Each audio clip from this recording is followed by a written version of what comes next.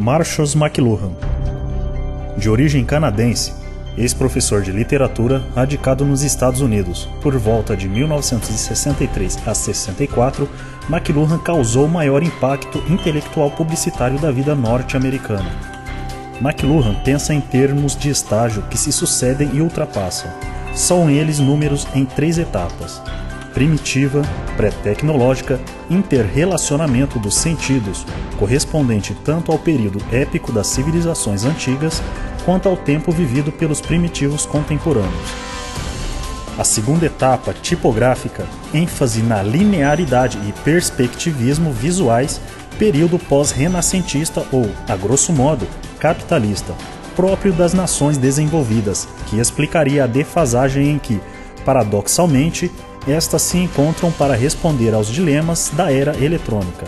A terceira e última etapa de reenvolvimento verbo-vocovisual, produzida pelo avanço tecnológico. Assim visto, o pensamento de McLuhan apresenta um caráter curiosamente antiquado. Dylan Thomas descobriu que poderia ler poesia no rádio. Quando a poesia começou a existir na página impressa, ocorreu essa estranha mistura de visão e som. A colonização americana começou quando a única cultura ao alcance da maioria dos homens era só livro impresso. A cultura europeia era e ainda é tanto uma questão de música, pintura, escultura e comunicação, quanto de literatura. A Irlanda é talvez a única parte do mundo da língua inglesa onde a tradução oral da cultura persistiu fortemente, a despeito da página impressa. O livro impresso estabeleceu o predomínio da interpretação particular, criou uma cultura altamente abstrata, porque ele mesmo era uma forma mecanizada de cultura.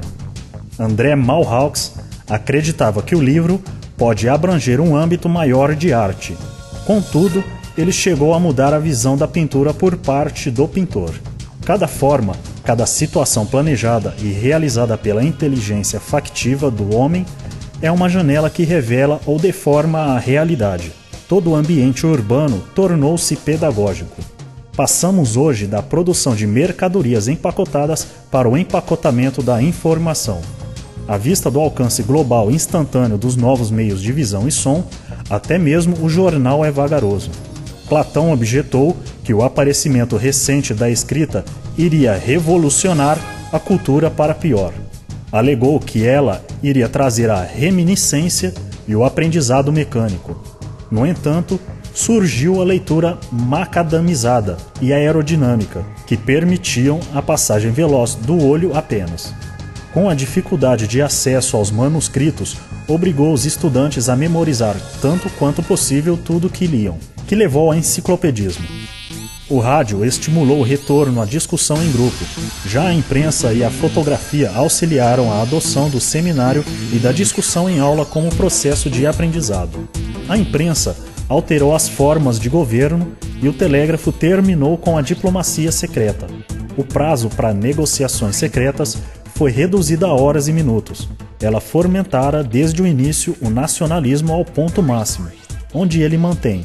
Mas a fotografia e o cinema, assim como a música e a pintura, são internacionais quanto ao seu poder de atração. O fato básico que se deve ter em mente quanto à câmera de cinema e ao projetor é a sua semelhança com o processo de conhecimento humano. A câmera enrola num carretel o mundo exterior. O filme papagueia o mundo. Assemelha-se ao processo cognitivo, já que o mundo é projetado a fim de se tornar o mágico mundo dos sonhos da plateia. A televisão, por exemplo, difere do cinema quanto à imediação com que capta e transmite o visível. Para Bela Balazs, a descoberta da imprensa tornou gradualmente ilegíveis os rostos dos homens. A imprensa, a mecanização da escrita, sucedeu no século XIX a fotografia e, em seguida, a mecanização do gesto humano no filme.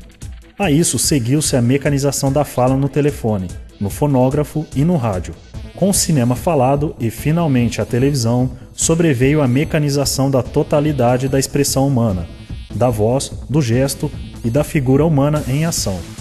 O livro impresso não apenas favoreceu o nacionalismo, como também possibilitou trazer o mundo passado para cada gabinete de trabalho.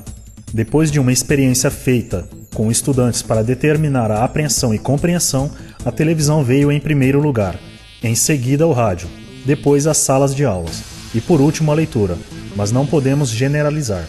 É apenas questão de bom senso reconhecer que a situação geral criada por um canal de comunicação e seu público constitui grande parte daquilo no qual e pelo qual os indivíduos se comunicam.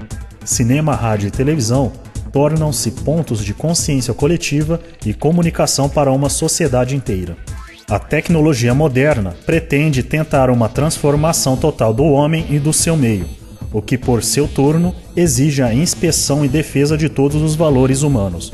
E pelo que respeita ao mero auxílio humano, a cidadela desta defesa deve estar localizada na consciência analítica da natureza do processo de criação, envolvido no conhecimento humano, pois é nessa cidadela que a ciência e a tecnologia já se estabeleceram quanto à sua manipulação dos novos meios.